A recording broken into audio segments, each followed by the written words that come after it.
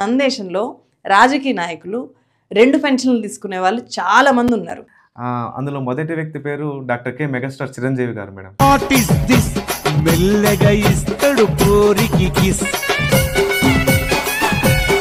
ప్రభుత్వ ఉద్యోగులు 30 నుంచి 40 ఏళ్ల దాకా వాళ్ళ సర్వీస్లో పనిచేస్తే వాళ్ళకు ఒకే ఒక పెన్షన్ వస్తుంది.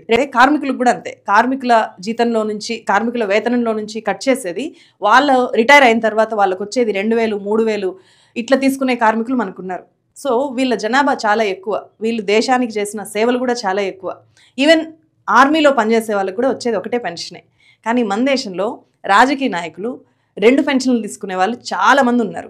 చాలా మంది ప్రముఖ వ్యక్తులు, మనం వాళ్ళ పేర్లు వింటేనే మనకు అయ్యో వీళ్ళకేంటి ఇంత వేల కోట్ల రూపాయల ఆస్తులు ఉండే వీళ్ళు పెన్షన్ తీసుకుంటున్నారా, అది కూడా 2 డేస్ పెన్షన్లు ఎందుకు తీసుకుంటున్నారు వీళ్ళు అని అనిపిస్తుంది. అందులో మొదటి వ్యక్తి పేరు డాక్టర్ కె మెగాస్టార్ చిరంజీవి గారు మేడం. కిర్ర మస్కిలోరి పరి.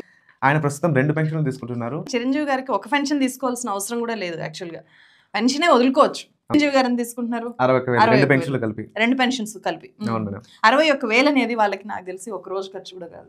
ఒక రోజు వాళ్ళు ఎవరినెవరినో కలవడానికి, వాళ్ళ ట్రావెల్, వాళ్ళ స్నాక్స్ ఖర్చు కూడా 61,000 కాదు. మరి అది ఎందుకు తీసుకోవాలి?